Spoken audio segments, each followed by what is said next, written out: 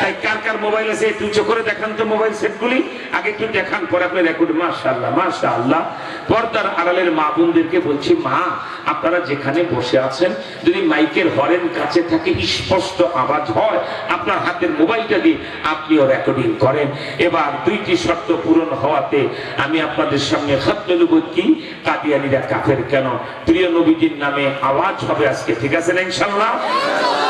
জীবনে কত আওয়াজ, মেম্বার চেয়ারম্যানরা যখন, বিশেষ করে ইউনিয়ন পরিষদে 80 বছরের দাদা যদি 30 বছরের নাতি ভোটে দাঁড়ায়, ওই দাদারে সামাল দেওয়া যায় না, ঠিক কিনা?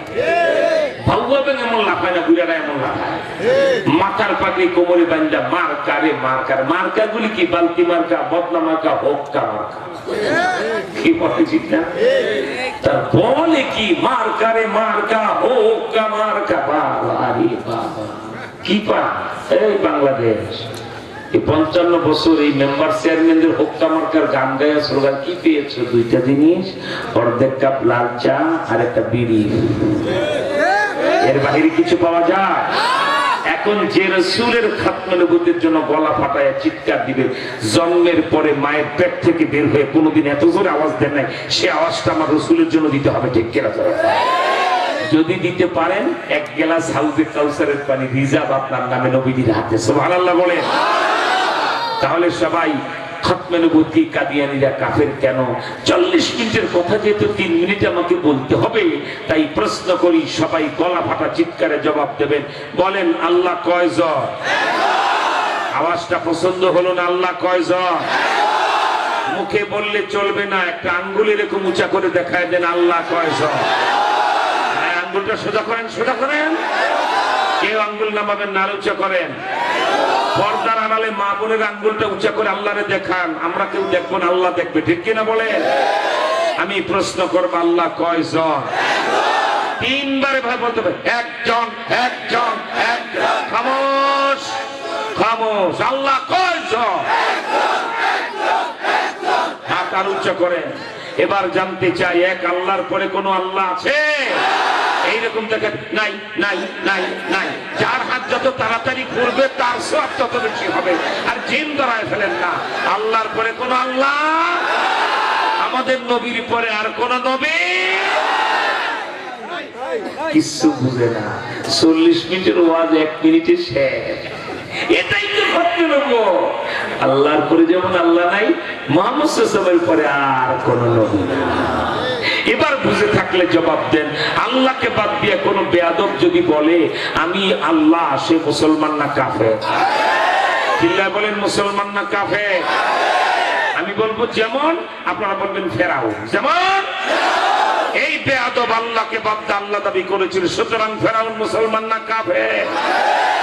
আমার ভাইরা, এবার আপনাদের দৃষ্টি আকর্ষণ করছি, দুইটা হাত শক্ত করে মুঠ করে টাইট করেন, তাহলে শক্তিটা গলার গোড়ায় বুকের দিকে আনবে, ঠিক কিনা? প্রশ্ন করি, বিশ্ব নবী, মানবতার মহানায়ক, হেড অফ দ্য ওয়ার্ল্ড, বিশ্ব সভার সভাপতি, তোমার আমার মাথার মুকুটে, হৃদয় রাজা, দোজাহানের বাদশা, খাতামুল আম্বিয়া জনাবে মুহাম্মদ রাসূলুল্লাহ সাল্লাল্লাহু আলাইহি সাল্লামকে বাদ দিয়ে কোন বেয়াদব যদি বলে মুহাম্মদ সাল্লাল্লাহু আলাইহি ওয়াসাল্লাম শেষ নবী নয়, আমি শেষ নবী, সে মুসলমান না কাফের? আরো জোর জোর হলো না? হাত উঠায়া, আরে দুহাত না চায়া সবাই বলো কাদিয়ানীরা। আরো জোর চিল্লায়া বলো, দাঁড়িয়ে বলো, লাফায়া বলো, সবাই দাঁড়াও। আরো জোর কাদিয়ানীরা। বাংলাদেশে সংসদে বিল পাস হবেই হবে, কাদিয়ানীরা কাফের কাফের। আরো জোর গলা ফাটায়া সবাই বলো কাদিয়ানীরা কাফের কাফের। 1 সেকেন্ডে যে বসতে পারবে সলিড উম্মত, আর না হলে ভেজাল। মাশাআল্লাহ, দিস ইজ ট্রেনিং। নবীর শত্রুদের বিরুদ্ধে বাংলাদেশে চূড়ান্ত যুদ্ধ হবে, ঠিক কিনা? নবীজিকে গালি দিবে আর বিচার হবে না, সেই লালটু বল্টুর জমানা শেষ।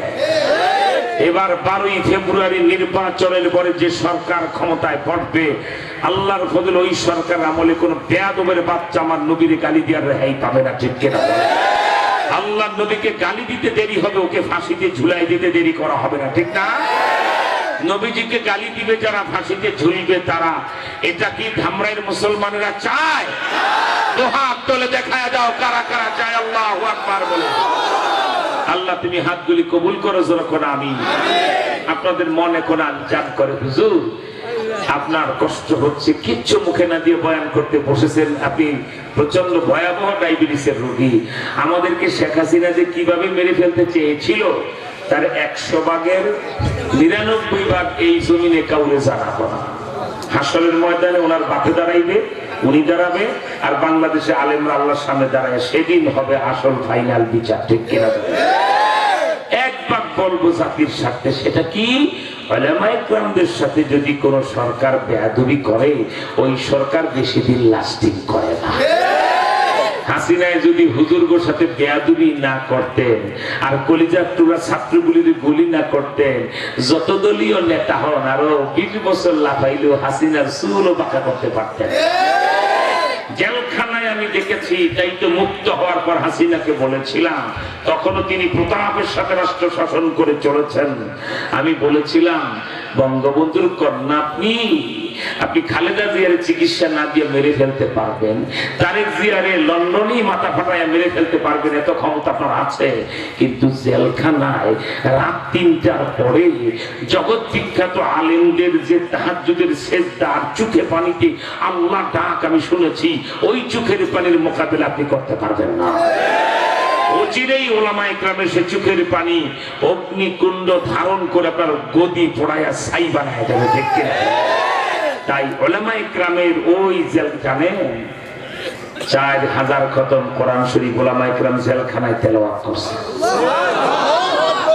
3500 নফল রোজা রাখছেন উলামায়ে কেরাম। আল্লামা মামুনুল হক, তার বাবাও শাইখুল হাদিস, সেও শাইখুল হাদিস। কারুন মুসা নবীর বিরুদ্ধে একটা মহিলাকে ঠিক করে যেভাবে আল্লাহর নবীর অপমান করতে চেয়েছিল, শেখ হাসিনা কারুনের সেম কাজটা করছে। সেকালের কারুন আর একালের হাসিনা এক কোম্পানি না। তবে মামুনুল হকের বদনসিব, সে তো নবী রাসূল না, তাই ডাইরেক্ট বিচারটা তখন করাইতে পারে নাই, একটু পরে হয়েছে বিচারটা, ঠিক কিনা? আর মুসা নবী তো নবী, তাই বিচারটা ডাইরেক্ট হয়েছিল, ঠিক কিনা? মহিলাকে ভাও করে নিয়ে আসছে, তোমার আমি সারা জীবন খাওয়ার টাকা দেবো। মুসা নবী ওয়াজ করে শুরু করলো, এই যে নবী সাহেব ওয়াজ বন্ধ করে, আমার সাথে গোষ্ঠী নষ্টি করে আবার ওয়াজ করে, ঠিক কিনা? এইভাবে নিয়ে আসতে ভাও করে। কিন্তু নবী তো, নবীদের মুজিজা আলাদা। মহিলার সামনে এসে কয়, হুজুর আপনি বনি ইসরাইলের নবী, আমারও নবী, এই কারুনের বাচ্চায় আমার টাকা দিয়ে ঠিক করে আছে আপনার বিরুদ্ধে অপবাদ দেওয়ার জন্য। মুসা নবী রাগের চোটে কাঁপতেছেন। আল্লাহ নবী তো মানে মুসা নবীর রাগ উঠে গেলে আল্লাহ আপনি কি করবেন পরে করেন, আমি করে আগে। সুবহানাল্লাহ। এমনি তো আল্লাহ পাকের সাথে বেশি কথা বলতেন, দরকার হলে কথা বলতেন। তুর পাহাড়ে যায় প্রতিদিন এইভাবে বসেন, আল্লাহ পাক কথা বলতে আসে, আওয়াজ দেন। আজকে বেহা হয়ে গেছে, আল্লাহকে কি ব্যাপার, অভিমান করলেন নাকি? অভিমান করবো না, কি করবো? প্রত্যেকদিন কথা কম দেখা দেন না, আজকে দেখা না দিলে কথা বলতাম না। দেখা না করলে কথা, দেখা না করলে কথা বলবে না। আল্লাহকে একটু ঘুরে বসে, আগে দেখা করতে সামনে আসেন, তারপরে কথা।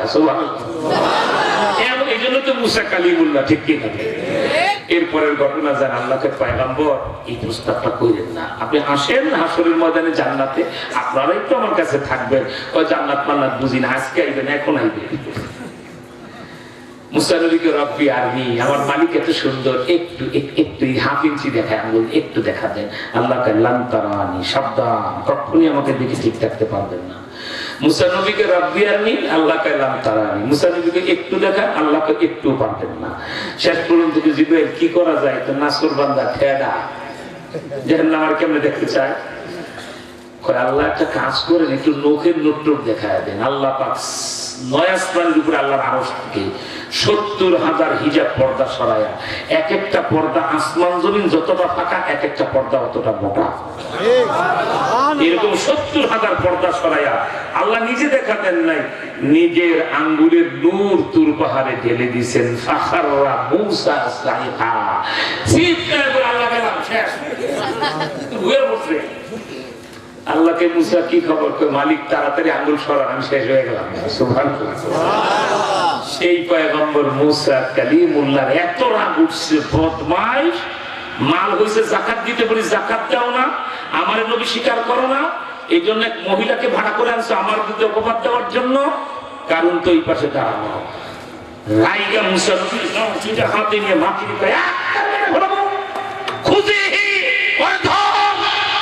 মাটি এক থাবাটা গিলে ফেলছে হাঁটু পর্যন্ত। মাটিরে লাঠি নিচে মুসা নবী মারার জন্য। আলহামদুলিল্লাহ।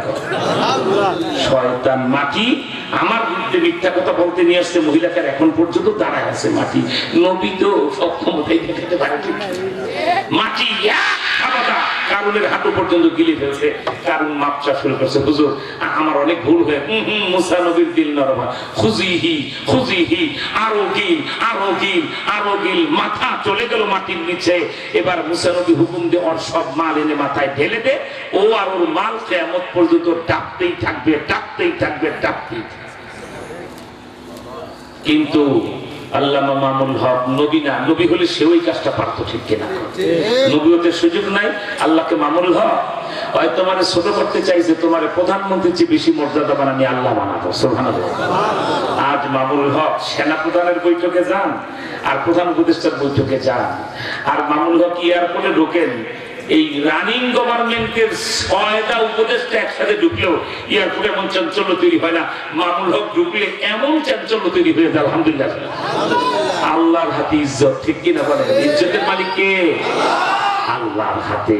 আল্লাহু আকবার। আল্লাহ তুমি আমাদের সবাইকে মাফ করে দাও, বলেন আমিন। এই মামুনুল হক আমার পাশের কামরায় থাকতো, জেলখানায়, আমার পাশের ছেলে। আল্লাহ কত কি এই জাতি জানে না। সে যদি সামনে থাকতো, আপনারা 1 লাখ টাকা দিলে আমি বলতাম না, সামনে নাই সেজন্য বলছি। মাগরিবের পরে আওয়াবিন আর রাতের তাহাজ্জুদে এজমার একটা মানুষ